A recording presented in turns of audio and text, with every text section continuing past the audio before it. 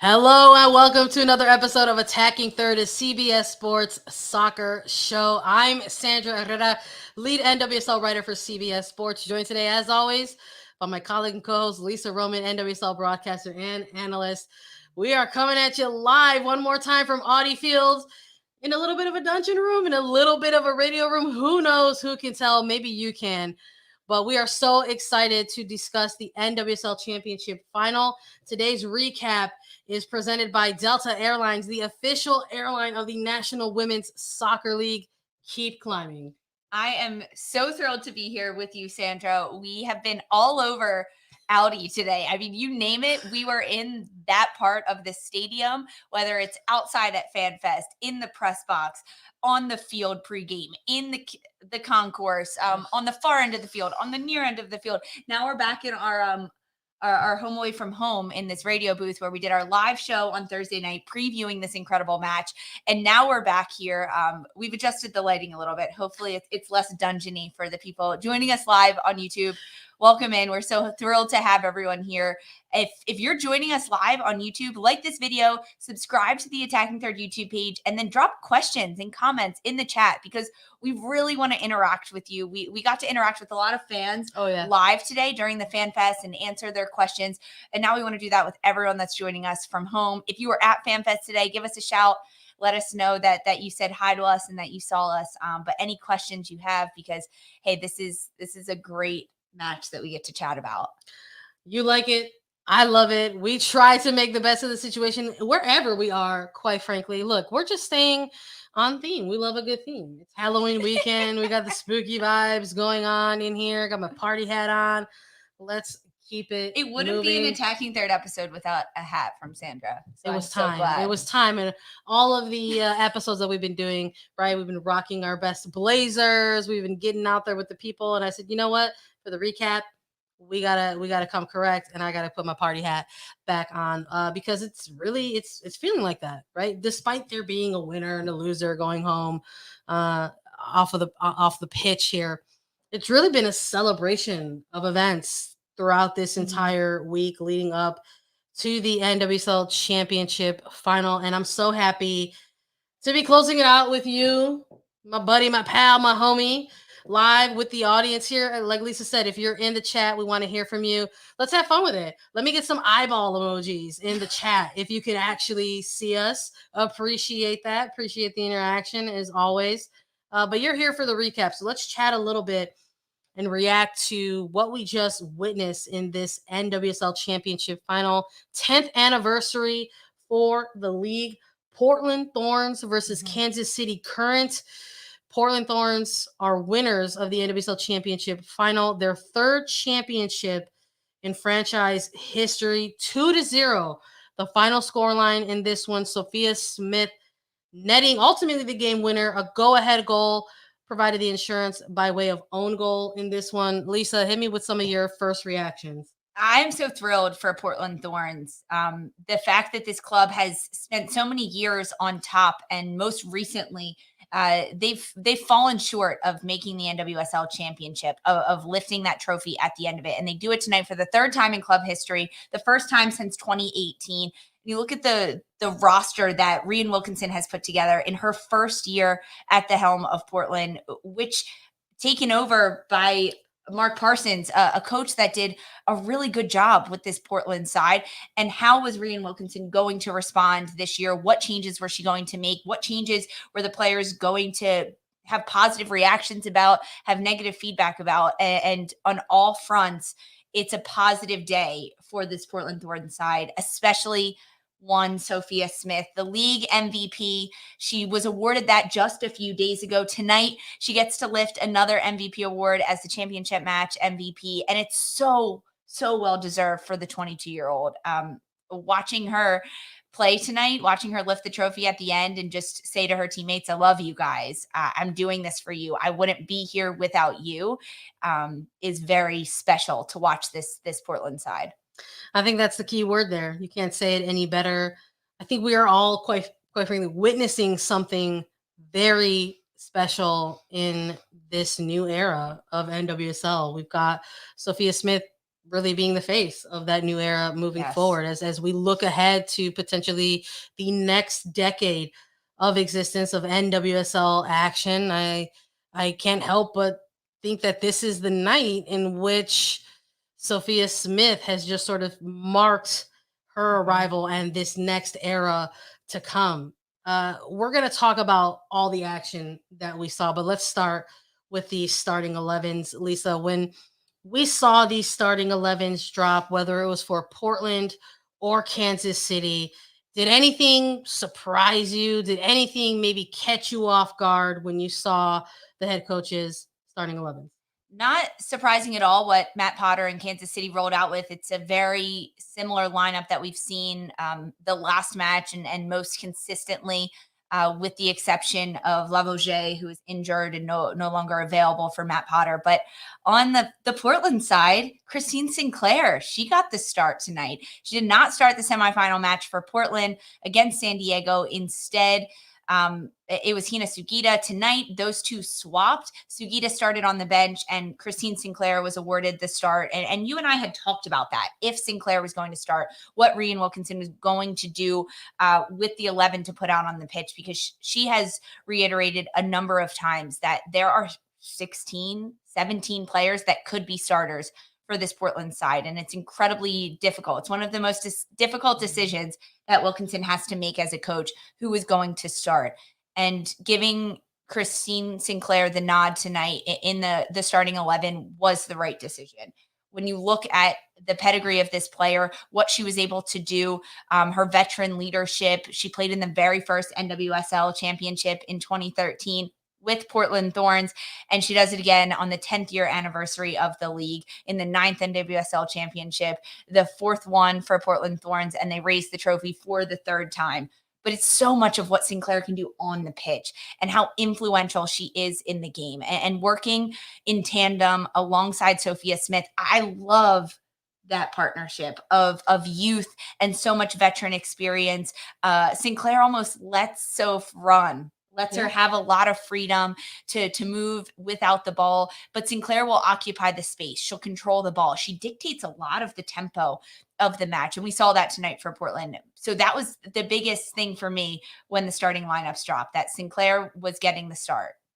I loved to see the switch up. I thought for a second there, maybe you don't go ahead and try to fix something that doesn't need fixing, but it's a little bit of a well-oiled machine, I think, at Yeah. this point for Wilkinson and the Thorns. We talked a little bit about the depth of this Thorns bench ultimately being that X factor that would probably be one of those factors to kind of come out and the positive end of things for this Portland Thorns side. I'm with you 100% on Christine Sinclair and her role this evening in that middle third. I think we have to really start there in Mhm. terms of the keys to the victory for Portland in this match.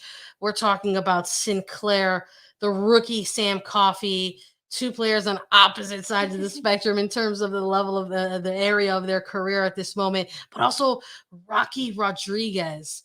This trio of Thorns in this game tonight were just eating up that entire middle third of the pitch. You could just see them absolutely set the tone for this Thorns team throughout the match.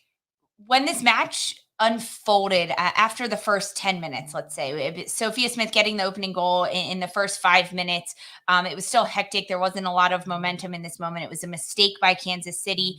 Elizabeth Ball and Smith capitalizes on it. But as this game unfolded, Portland had so much time and so much space with the ball. Kansas City was dropped back so defensively with five in their back line, with the outside wingbacks, Mace and Del Fava, really slotting into that back line, which opened up a lot of space centrally. Sometimes we've seen teams that have so much space in the midfield not know what to do with it. Teams are a little bit better under pressure when they understand where the spaces are, where their opponents aren't sitting in, how to sit in between the lines and pop off of defenders. But when Portland had so much time and space, they were gobbling it up, just eating every single yard that Kansas City was giving them. And Kansas City was giving them a lot of yards and a lot of space.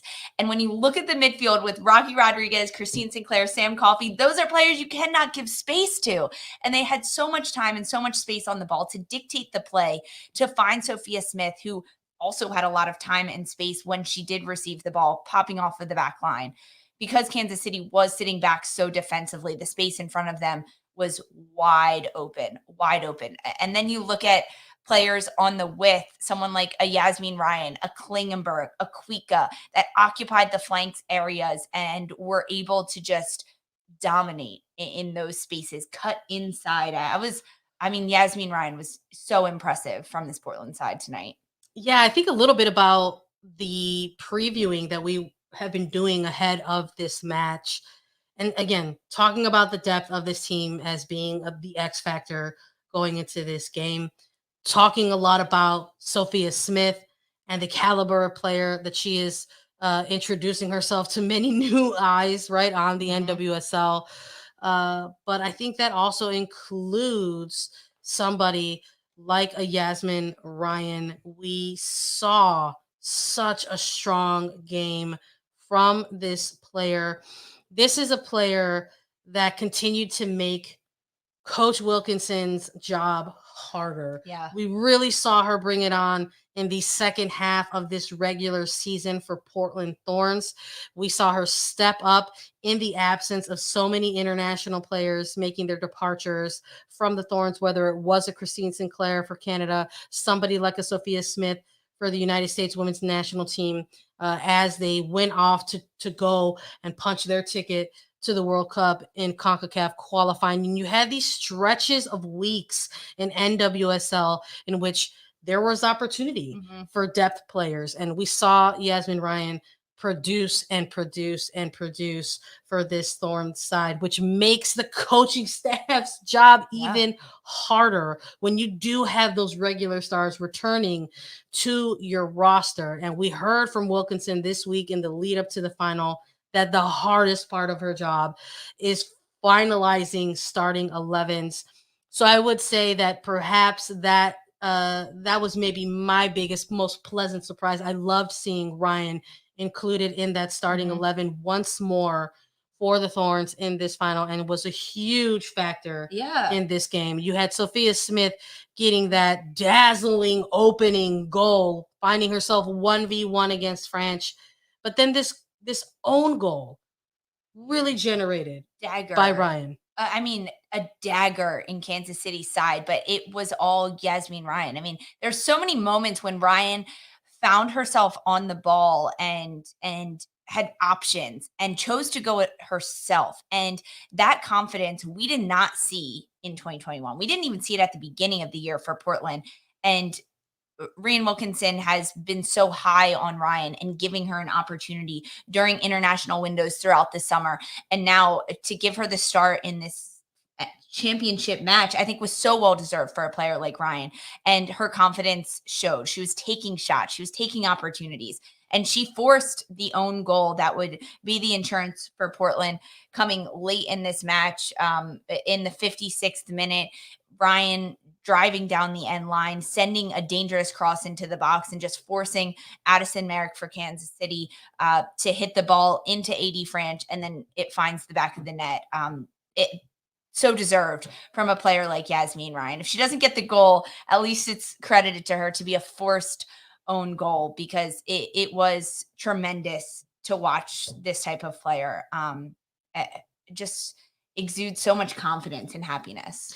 At that point, they already have that 1-goal lead going into halftime. And then we see, the front line, Ryan specifically helping generate and that forced own goal. But they went into halftime with the lead. They never were playing from behind in this point. Like 4 minutes. It was Sandra. early on. We got to talk about this goal. We can't just sort of say like, hey, it was an early lead. We got to talk about this sort of dagger-like caliber goal. Because, look, the way the scoreline ends, if they don't get that go-ahead goal, they still win this game based on this ridiculous piece of individual brilliance by Sophia Smith.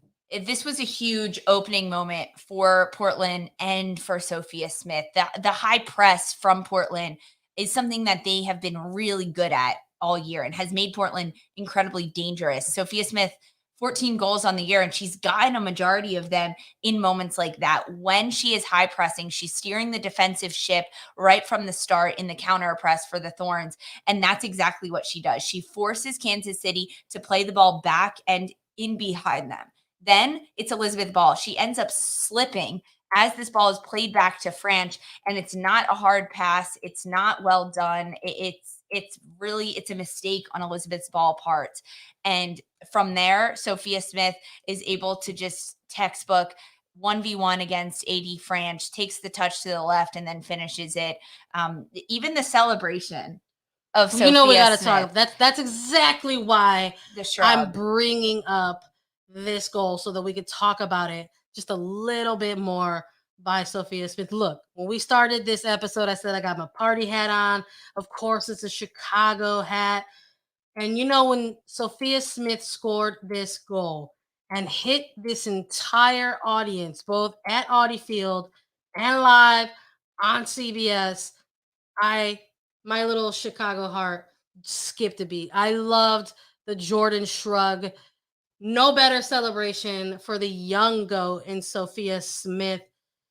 Absolutely iconic. And that was something that we were having a little bit of fun with, Lisa. We were talking about what kind of goal celebrations might we see in this match, but it was all Thorns with all the goals. And Sophia Smith, again, presenting an iconic goal celly. You love to see it. It was almost like too easy for Sophia Smith. She gives the shrug and she just celebrates. And it was like, minutes before the NWSL was able to take that shrug, put it on their Twitter. I love the combination of the fans, the league, the atmosphere that was happening. But this really set the tone. And after that moment, when Sophia Smith gets that opening goal in the first 5 minutes, Kansas City gets a taste of their own medicine. This is a KC side that had done that to the two previous teams that they had played in Houston and then against OL Reign most recently. And now that was them. It was how Kansas City responded that wasn't as positive as they wanted. I think they were stunned and shocked that it had happened so early. And Portland had the pressure on, but it ends up being a mistake from Kansas City that gives Sophia Smith this opening goal. I love it. You like it. I love it. It absolutely provided a little bit of that extra oomph for this Portland Thorns team to go up so early in this game. And it was a struggle. We could see it was a visible struggle for Kansas City Current to keep chasing this game from so early on from conceding that goal. We're going to chat a little bit about what went right, what went wrong for Kansas City Current, because there was a whole other team in this championship final. We got to show them a little bit of love and conclude their season as well. We're going to do that right after a quick break. They're coming. 7 days. Say his name. Candyman.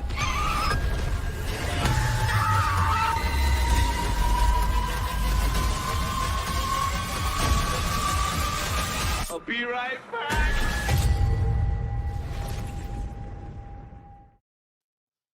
At Attacking Third on CBS Sports, we're committed to bringing you the best of the best from around the National Women's Soccer League. And we can't do that without being able to travel to get the stories you all enjoy.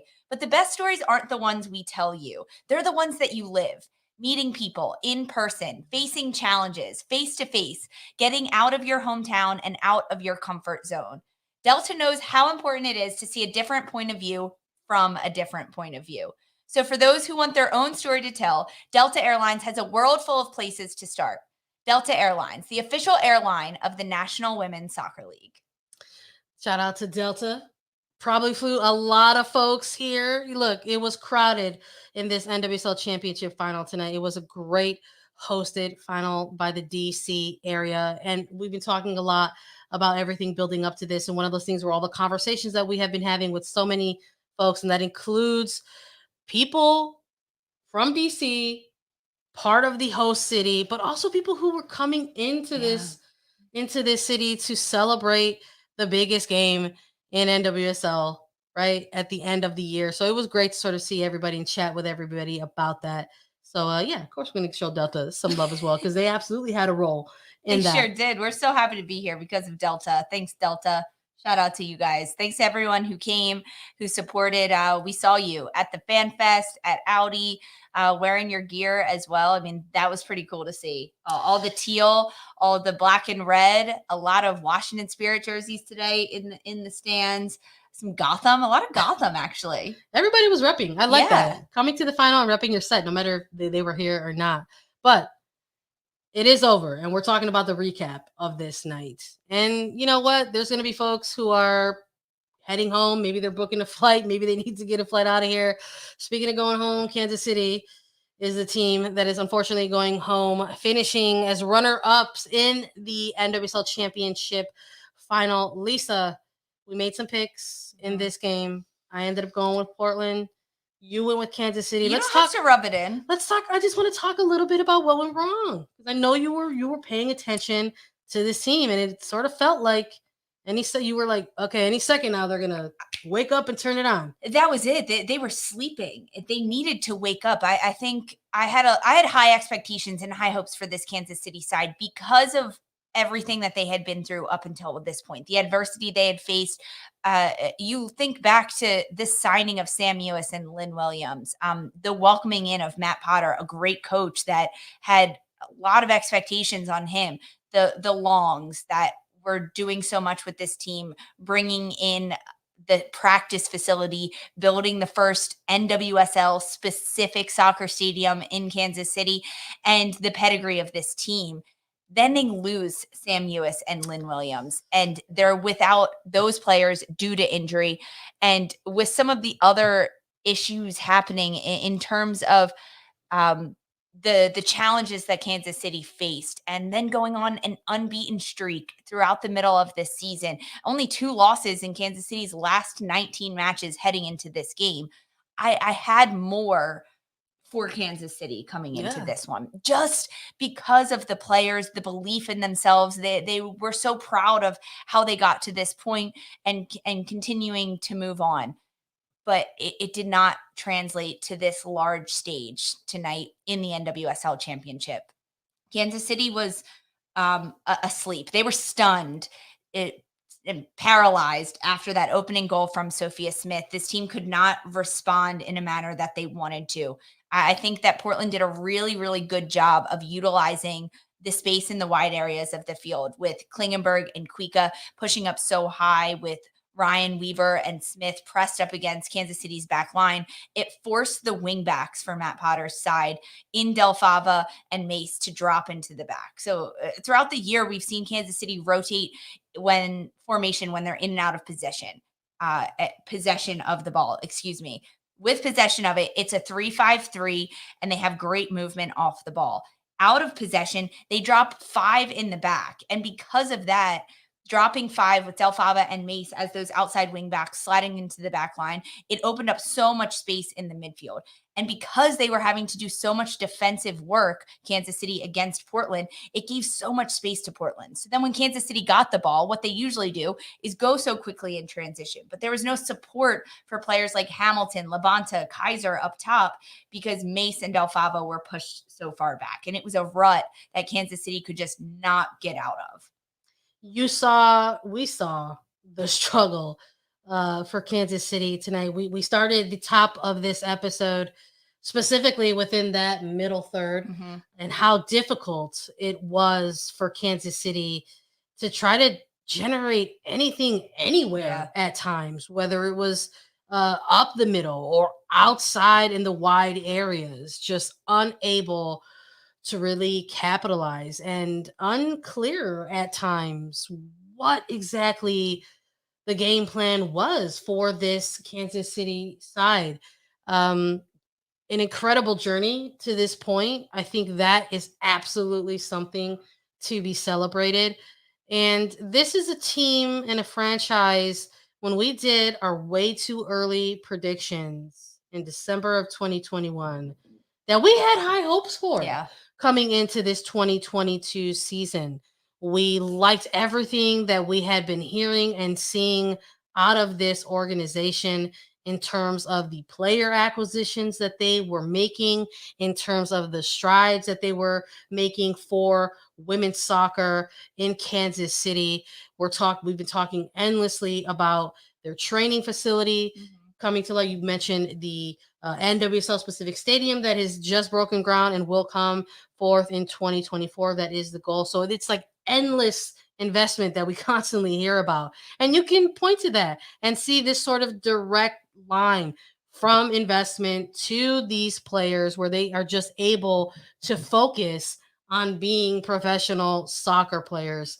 And we saw them go out there, go on an incredible undefeated streak in the regular season, which is so difficult to do in this league, and then make their way not only to the postseason, but to the NWSL Championship final, coming up just short against Portland, and maybe a little bit of a team that has been in this position before versus a team that has not. That's a scenario that isn't too uncommon at times in this NWSL Championship final. Sometimes you see the team that has been there once or twice perhaps come out with a game plan, or not even with a game plan, come out with a certain level of energy that is expected for a final like this. So unfortunate to have it come to an end like that, but incredible season for Kansas City. It really was. I mean, fun to watch this team throughout this year, and having these expectations heading into this match. You touched on a little bit of the game plan for Kansas City, and so many times we hear coaches and teams say, we're going to really focus on our game. We're really going to focus on what we do well and making sure that's correct. Rian Wilkinson, Portland Thorns head coach, talked about how there's so much pressure put on these players in these huge championship games that her message all week leading up to this match to her staff was, hey, let's not put too much pressure on them. Let's not change anything up too much. Let's keep it the same. Let's just play our game. And hindsight's 2020 for us and for these teams. I think that Portland played their game. They played with a lot of confidence. And in a team like Kansas City, I think Matt Potter could have done a little bit more to say, how do we nullify the effects of a player like Sophia Smith, like Rocky Rodriguez in the midfield, like Yasmine Ryan? Because as the first half went on, there weren't that many changes made to slow down Portland and to win the ball back. Of course, it's easy to look back and say that now as we recap this game, but those were some of the things that maybe Kansas City didn't focus on heading into this game because they were so focused on controlling their own destiny and playing their own game. I like that. Controlling their own destiny and playing their own game. Portland Thorns, it's official. 2022 NWSL champions. Before we close out the episode, I just want to take this time to thank everybody who is listening or joining us live or watching or listening at a later point in time, to just thank you all for being with us this year. Attacking Third is only a year old, but coming into this season, because we got our start in July of 2021, this was our first ever NWSL regular season from start to finish. And I'm so grateful to have done this alongside you, Lisa, and I'm so thankful to everybody who has been with us every step of the way. You all have been fantastic with your support. And to close out, we wanted to take a few questions from the chat, and we're going to do that right now. Let's line them up. Thank you so much, everyone, for joining us, dropping these questions in. This one's from Alessandro. Who's been your favorite team to watch this season? This is a great question. Thanks for asking this one. I really liked Kansas City. I did. That's probably why I picked them to win this, right? I had a little bit of that underdog mentality of the team that is just so fun, the celebrations that they were putting together. I liked watching this Kansas City side because of the moments that they were able to spark so much joy on the pitch in their goals, and then it just trickled down throughout this. I'm going to go with Kansas City in this one. Oh gosh, yeah. Any team from the Midwest, right? Kansas City. I guess that would also include Chicago Red Stars at this point. Portland Thorns, without saying. Again, what Sophia Smith has done this year, period, both for club and country at this point, because I think it's fair to get a little more reflective, right, and broaden and widen that lens a little bit more. Again, it just really has. It's been incredibly, incredibly special to witness and how she's been able to retain this form Mhm. on both stages, again, club and country. So Thorns for sure. Any, like I said, any I mean, Midwest San Association, Chicago Diego, Red Stars. San Diego too. I Oh was my God, really impressed to the watch. both California teams, the Yeah. two expansion sides coming into this league for the first time. I mean, Angel City staying relevant in the playoff Yeah. conversation, maybe not the picture, but the conversation all the way through the final match week. Had so many, but those are our maybe top five, right? Top 5 for sure. James Miller asking, is anyone boosting their standing for U.S. women's national team call up Oh man, after this? Sandra, what do you think? I need Adriana Franch back in those national team camps immediately, and quite frankly, I need to know why some of these call-ups haven't happened Yeah. quicker. I think personally, again, I'm not the coaching staff, and I'm definitely not someone with power in those positions. But I think coming out of the CONCACAF W Championship in July, after we really the main rotation that we saw between Nair and Casey Murphy, uh, bringing in a third goalkeeper, I think should have been somebody like French. So I would love to Yeah. see French back in the pool for the U.S. Women's National Team, and that's all I'm seeing right now in headlights. How about you? Yeah, I like that shout for sure about AD Franch.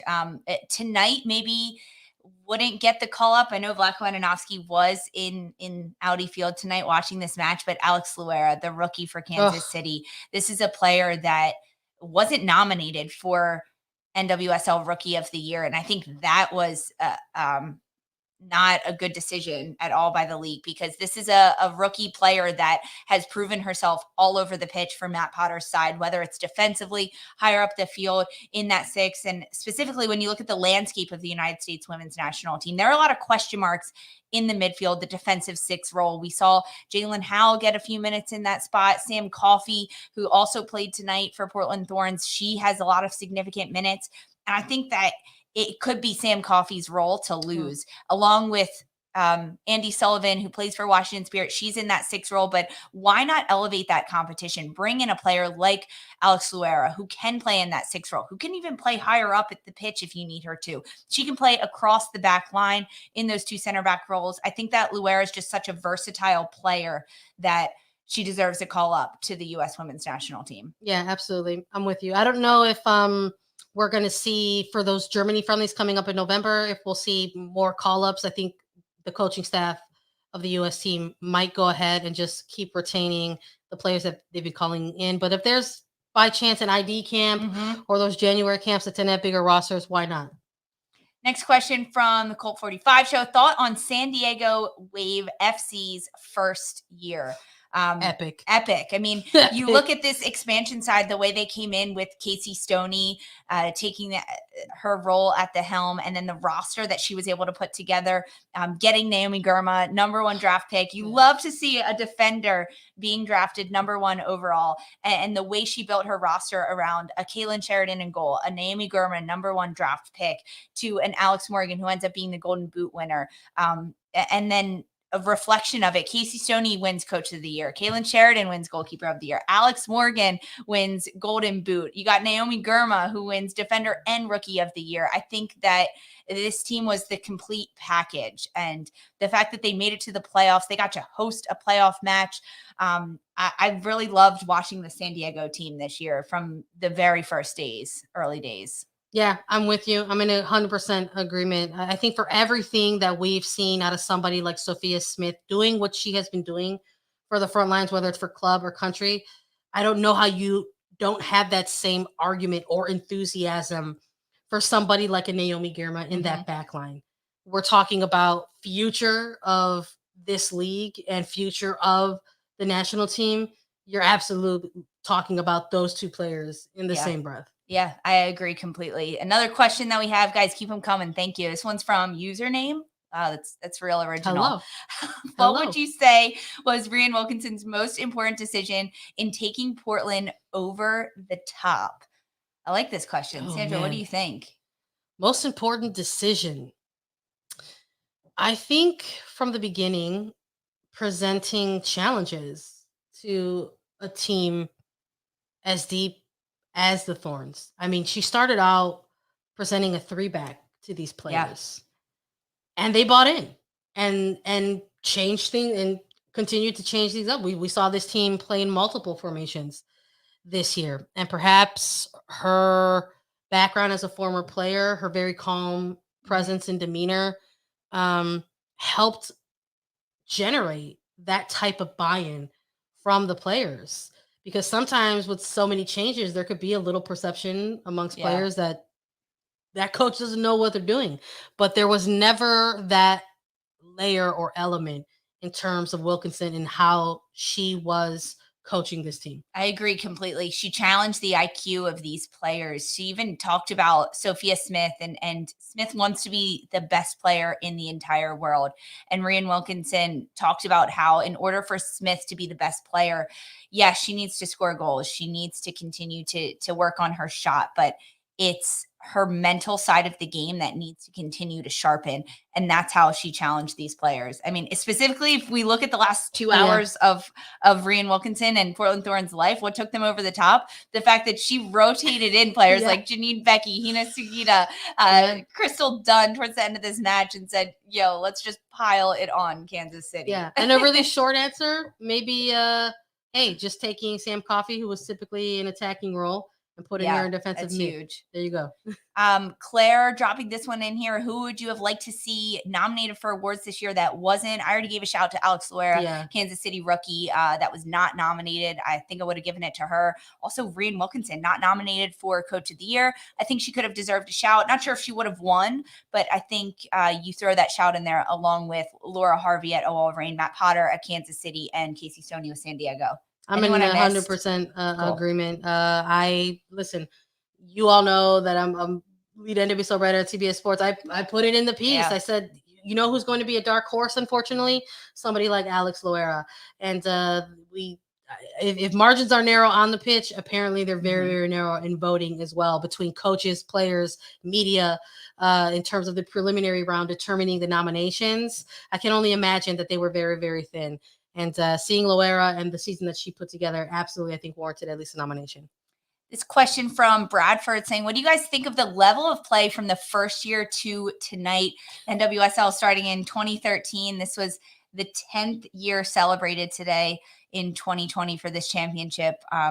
Sandra, I'm going to defer to you on this one. I've been around such a long time. No, I hear you. I feel you on that. Listen, I loved what we've seen this year in 2022. I think we hear it all the time. We've heard it constantly in NWSL. The narrative around this league is that it is the most competitive league in the world. And I still think that that's true even tonight. But in terms of the level of play on the pitch, I think what we've seen this year, again, is a little bit of a reset button, a little bit of a refreshing type of soccer that we've seen throughout the league. We saw teams with head coaches who wanted to present new ideas to their players and try to execute those things on the pitch. We saw Potter sticking with a 3-back all the way through to an NWSL Championship final, or somebody like a Wilkinson kind of toying around and tinkering along the way. We heard somebody like a first-year head coach and winner of Coach of the Year, Casey Stoney, talk about coming from the Women's Super League in England and coming to NWSL and quickly getting a hard lesson of how transitional of a league the NWSL is, but then having to make adjustments for herself as a coach and her team. So I love to see how far this league has come in terms of the level of play from 2013 to 2022. I think you could go back in time and see a lot of the old trends of American domestic women's soccer, which was that players were very athletic and very physical. And those were the things that they relied upon. But it's not just that anymore. And now the players have rights because there's a CBA. Biggest one. Gonna drop that one in there. Let's take this one from Just Your King. I believe that says, how hype was the stadium for the first primetime NWSL final? I love this question because we got to be here all week. Washington, D.C. was buzzing. The lead up to this, the media days that were happening, and all day today. I mean, the Fan Fest outside of Audi didn't start till 5:15, 5:30, and all day walking around D.C., looking at the monuments. I went on a run this morning. Everyone was dressed in NWSL gear, whether it was Kansas City, Chicago stuff, Washington Spirit stuff, Portland stuff. Everyone was dressed to the nines in their NWSL gear. The fans showed up and they showed out. That was my experience leading up to it. And then the Fan Fest that the league put on was tremendous. It was over the top. There was player autograph signings. There was live shows, of course, from us at Attacking Third. JWS did one as well. There was merch from every single team in the NWSL. It was spectacular to be here. This is my 6th NWSL final covering it in a media capacity. This is the greatest NWSL final championship finals experience that I have ever personally witnessed, gone through, experienced, etc., etc. It was outstanding, completely memorable, and transformational. This entire week. It sure was. I loved it. Thank you, everyone, so much for your questions, Claire. Yeah, I go on runs. I also played pickup this morning with some of the supporters groups that were here. I heard about it in DC. I've got a lot of energy, guys. I've got to get some of it out. Yes, we're going live well into the next day. I'm always going to go for a run. I'm going to play some pickup in the morning. So thank you. And thanks everyone for joining us. This is fantastic. This was fun. I love that we were able to take a few questions. I'm sorry if we didn't get to yours. We saw that there was a few that dropped in there. But again, this was delightful. I can't wait to get even more emotional about it when I get home and all reflective of the entire week leading up to this point. Lisa, we did it. We made it. We sure did. The 2022 NWSL champions were crowned. Portland Thorns in a dominant 2-0 win over Kansas City Current.